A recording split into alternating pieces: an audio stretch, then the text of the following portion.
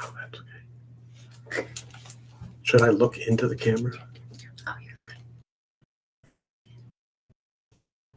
Hi, this is Dan Immergluck. I'm a professor in the Urban Studies Institute at Georgia State.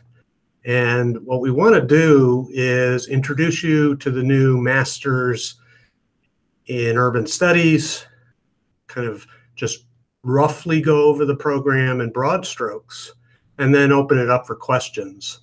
And I'm joined by a couple other folks, Michelle Lacoste in the Andrew Young School, who may be answering some of your questions online in text, and then Laura Costelli from the Urban Studies Institute, who will answer questions, help me answer questions that I might struggle with afterwards. But first, I want to go through some slides just to introduce you all to the Institute and to this new master's program that I hope you might consider applying to.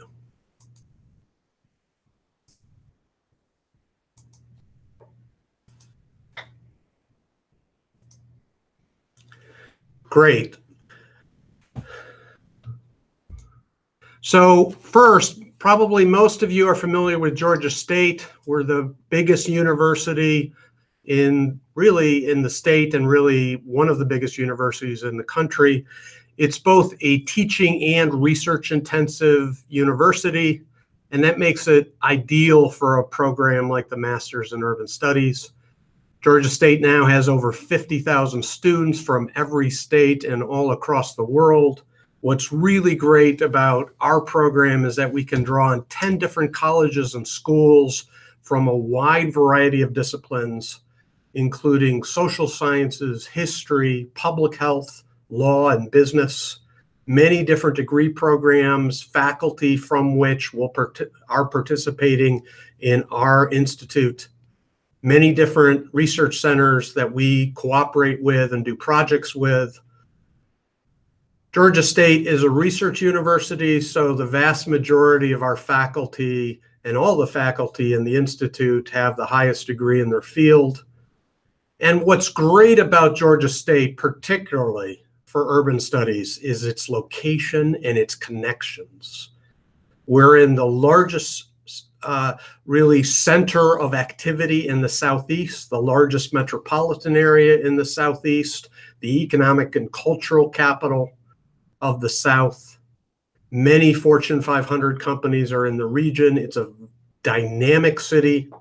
We have internships, jobs, connections to nonprofits, government, and business, and our location downtown makes that particularly attractive. We have access to transit to get out to more distant places, but we have centers of state government, local government, nonprofits, and corporations right downtown. And finally, as folks in the region know, pretty good weather and pretty good access to outdoor stuff. Let me tell you a little bit about the Institute. We're just really in our second year and we've gotten two new programs started, the MIS, the Masters in Urban Studies that I'll be talking about, and an undergraduate minor in Urban Studies. Our focus is really to draw on leading scholars on urban studies, both in the core faculty of the Institute, which include 5 full-time faculty with different interests, plus another 20 or so faculty from around the university that are affiliated with the Institute and will be advising students in the Institute and in the master's program.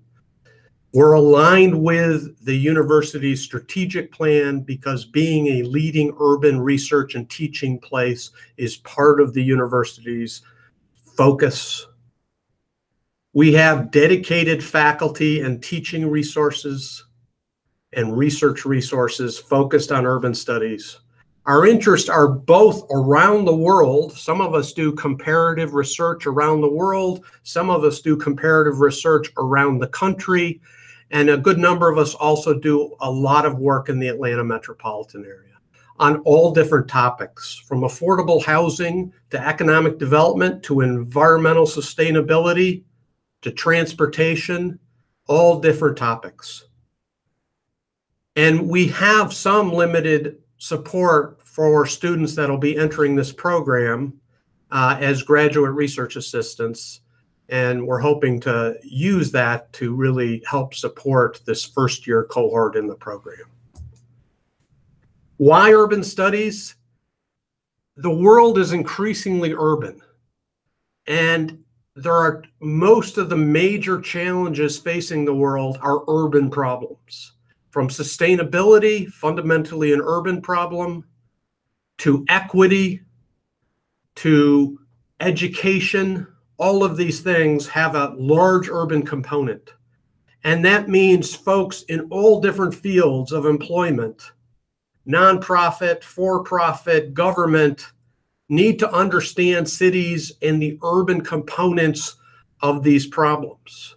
And so these kinds of organizations, real estate developers, housing agencies, environmental agencies, transportation organizations, philanthropy, state and local government, they all need folks who understand cities, can do urban analysis, and really identify and point to solutions that have been adopted in cities around the country and around the world.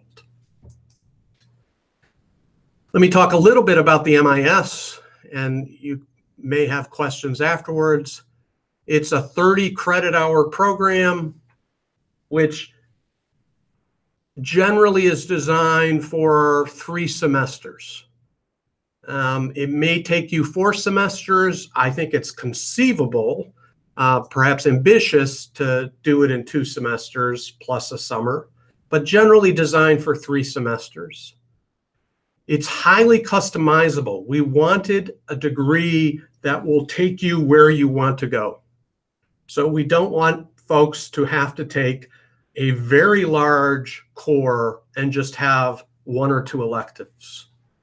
The basic idea is that the program is balanced equally between a set of 4 core courses and 4 electives that you pick from a wide variety of courses around the university together with your advisor, and then a 6 credit hour capstone experience.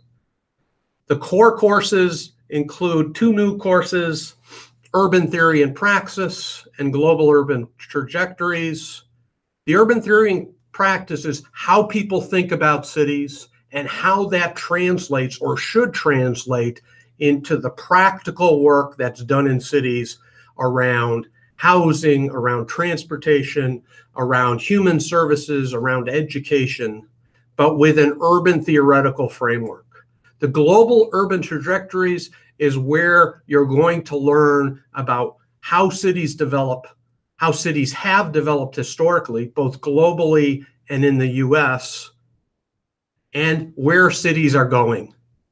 What does it mean for cities to become denser or less dense, for sprawl or not sprawl, for gentrification or for decline?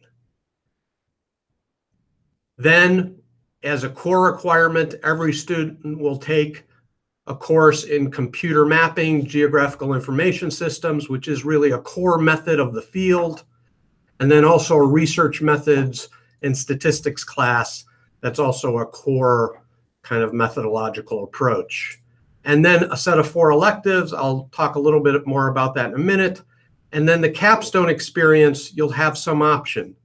You can either choose what we'll call a professional approach or professional option, where you do 1 research paper or 1 professional paper, and that's 3 credit hours, and then you do an internship for another 3 credit hours. Or you can choose a 2 paper option, particularly for folks really interested in research in particular. And again, this will be decided with your advisor, what kind of papers, what topics, those kinds of things. In terms of electives, that's the great thing about this university. For this program, we have just this wide bench of social science, of law, of history, of business and real estate, that you can select a set of courses, a set of 4 courses that really will help you get to where you want to be. This is just a list of some of them. And if you look on our website and it lists all these courses, it doesn't mean it's the only courses you can choose from. It's the ones that seem most obvious, but you and your advisor, if you come to terms that there's another course in the university that really suits your direction, that's available as an elective. And I just want to wrap it up, and here's the deadlines for application. We've got 2 of them, but I really want to encourage you to try to apply by June 1st. We'd like to look at as many folks at the same time as possible. And we will be, again, having some resources for graduate research assistants. So if you can apply at the initial deadline, that will put you in a better position for being considered for those. But if you can't, still please apply. July 15th is the second group that we'll look at. And if you have any detailed questions, you can go to the website, you can contact the email here, you can certainly contact me directly. I'm just at dimmergluck@gsu.edu. And the good thing about me is I'm always easy to Google. So feel free to reach out at any time, and I think we'll open it up for questions. I'm going to pull in Laura here.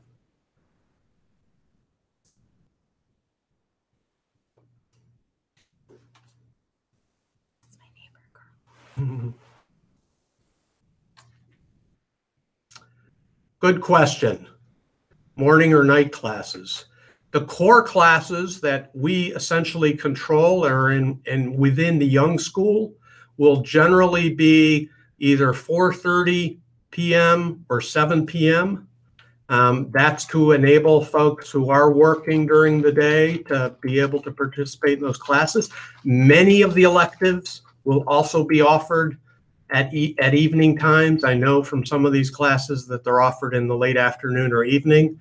There may be a class you really want to take that is offered during the day. Hopefully, working with an employer, you can fit that course in. But many of the classes, because of the nature of Georgia State, many of the classes will be available late afternoon or evening.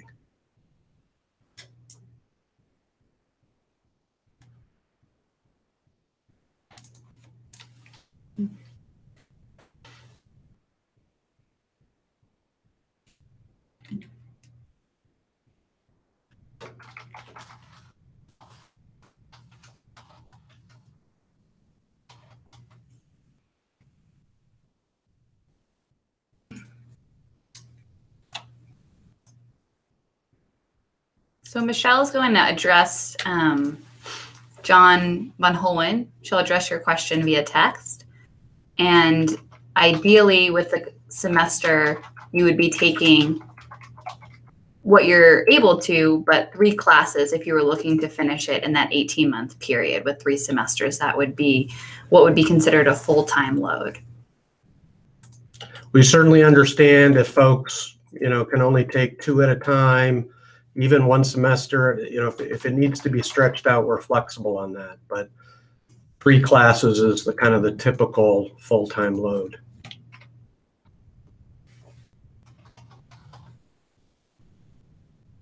Oh, sorry. Internships. Internships really can be in all different sectors, and the Young School fortunately has a lot of experience in connecting students with internships. I know I've already been teaching some students here, and folks are working in local government, folks are working in nonprofits.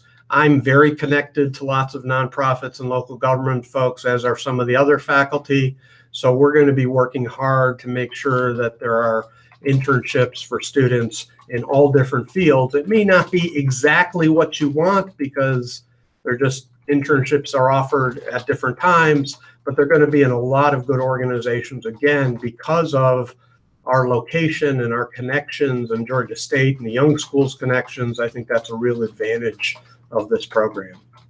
So it could be with the Atlanta Regional Commission, it could be with the City of Atlanta, it could be with Enterprise Community Partners, a nonprofit housing group. It could be with community organizations around the city or in the suburbs, all different kinds of organizations. Yes, again, our core classes will be offered either at 4:30 or 7 p.m., which is the basic young school graduate master's course times. I believe most of the electives, or many of the electives, will also be available in the late afternoon or evening. But there may be an occasional class that you really want to take that you will want to try to work with an employer to get off once a week for, 2 or 3 hours. They're usually once a week classes at the graduate level, to be able to take that class. Sure. I've had students, I used to teach at Georgia Tech for quite a number of years, and there is a pretty healthy cross-registration between Tech and Georgia State. And I've also had students from Emory. I think that's definitely possible. I don't see a problem there. The challenge with cross-registration is always think ahead, because there are some logistical issues that come into play. So you want to be talking to your advisor when you're thinking about cross-registration. Sure. So for Kim's question, if somebody already has an advanced degree or has gone through a master's program, that there might be some comparable coursework, whether it was at GSU or a different institution, up to 2 courses, about 6 credits, could transfer. And then to receive a degree from Georgia State, you have to have the majority of your credits be unique to the institution. So it would be, for our program, the 2 courses that you could maybe transfer in, and then about 23, you said 26, I'm sorry, 24 credits with us within the MIS. Yeah, so an example might be somebody with a good statistics, a graduate level statistics course, somebody with a graduate level GIS course. So those are the 2 that I think we'll probably get a good number of students coming in that might be appropriate.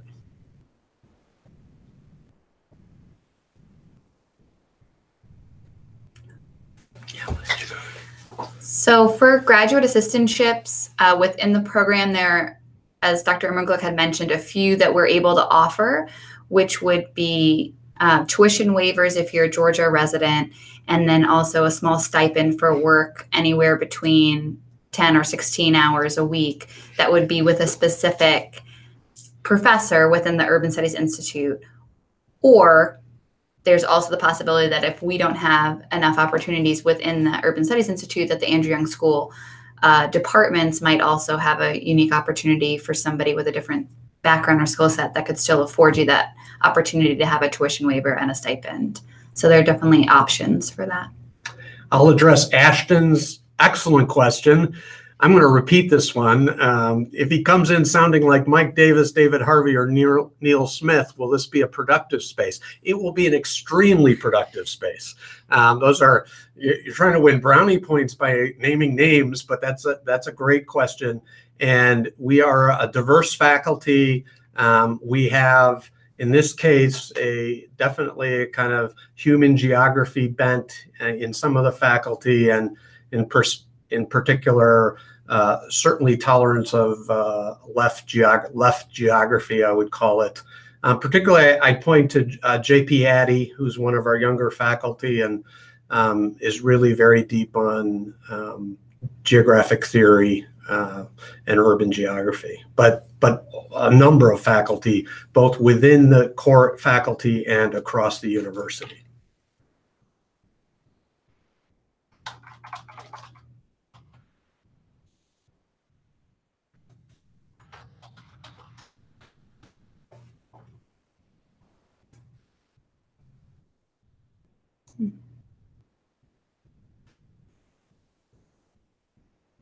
This is a good question. Wesley asks, really, we wanted to both respond to the marketplace in terms of occupational needs, but we didn't want a particular vocational niche We didn't want to be an urban planning program. We didn't want to be transportation or a housing program.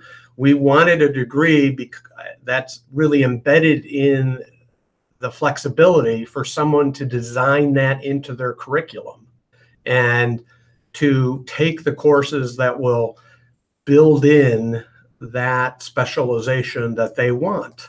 There may be somebody who wants to just really focus on affordable housing. And so we'll work with them. There may be somebody, though, who really wants to do both affordable housing and transportation, or affordable housing and education. And that's really where the flexibility comes in. And we really think that in a variety of sectors, that this program really will provide both the skills, but the deep knowledge of cities that will get people into positions.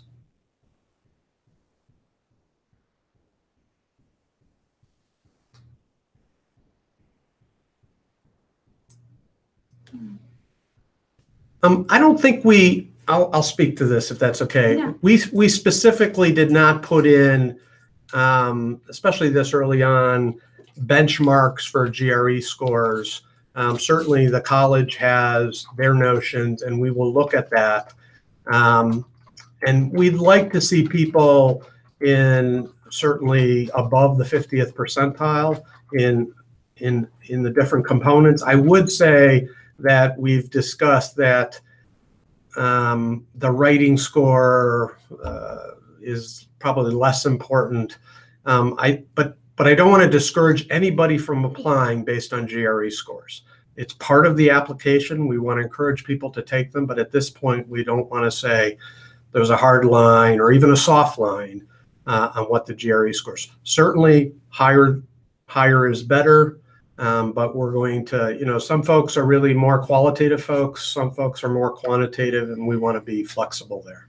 And just to add on to that, there is also, for those of you that might have a degree previously and maybe your GRE score was waived then, there's a consideration for that requirement to be waived, which would be listed under the application tab on the AYS website, that you can submit your information for us to consider waiving the GRE, not that it's a guarantee for you to do that.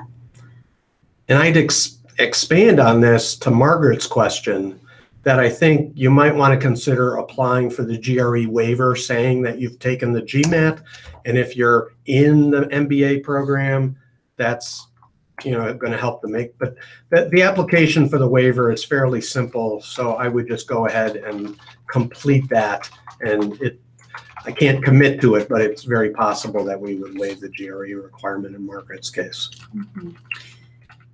Related to Ashton's question about possibility for travel funding for students, there definitely are a lot of different opportunities within GSU that support students' research and funding. Within the institute, that's not a possibility. Of course, it really would depend on the scope of the project and what your graduate assistantship might be. We do have another faculty member that's part of a network that does a lot of comparative work in Latin America and countries of that nature and around the country. And that network in particular also has a lot of graduate funded positions or postdoctoral positions that would allow for that travel as well, considering that his research agenda is also pretty global. So if a student was working with that type of a person or that type of professor, it would definitely be possible.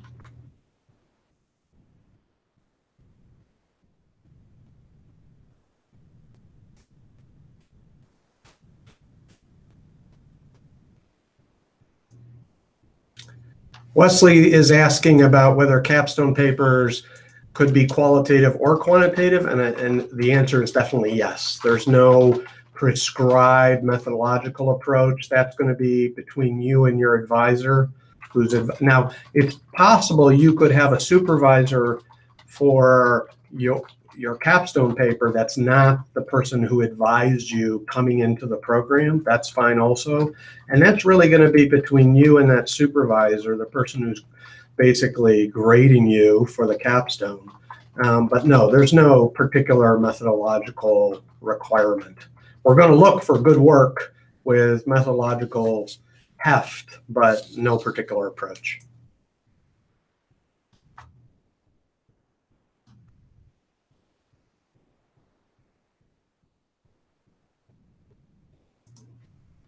I would also say on the capstone that they don't have to be, especially if you're in the professional track. I've supervised a lot of master's papers in my day, and we definitely have kept it flexible so that if you want to turn your master's paper into a professional report that's really kind of client-based, maybe based on your internship or not, and it doesn't lend itself to a typical formatting of a classical research paper, that's going to be something you can talk about to your advisor too. It's still going to have to be, research-based, but it can be much more a professional report if you want than kind of an academic style paper if you want. And I've been privileged to work with students who have generated some really very impactful work for either particular audiences or particular clients through their master's capstone projects.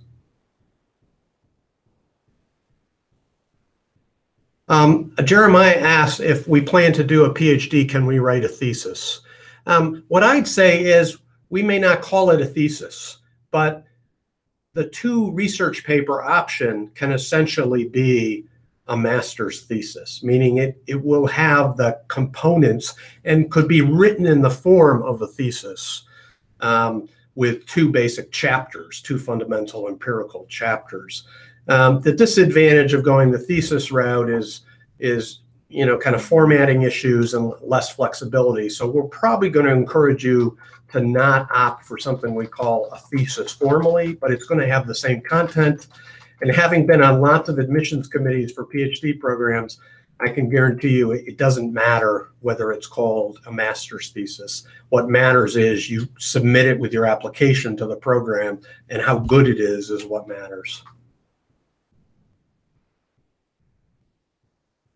I would also add, to follow up on that I believe the MIS, in addition to being really a great program as a professional degree and a highly kind of customizable program, can be a great segue or preparation for PhD work, either in the immediate future, meaning you go right on to a PhD program somewhere, or you go into professional work for a couple of years, and then MIS is really going to be extremely helpful to going on to PhD work, particularly in social science, either in urban studies or something allied with the plan. But that's why we both want practical work, but we also want theory in the degree.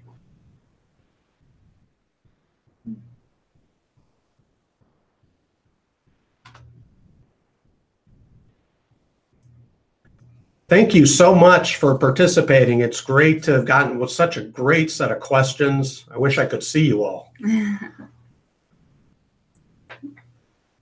And if you see Michelle's message there, we're offering all the participants an application fee waiver. So that's a $50 waiver if you are completing the survey that she has linked here as part of the info session. So that is kind of just for being a part of this today. And thank you again.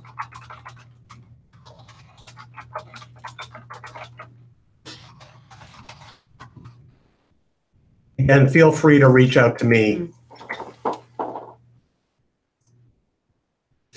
Thanks for the enthusiasm.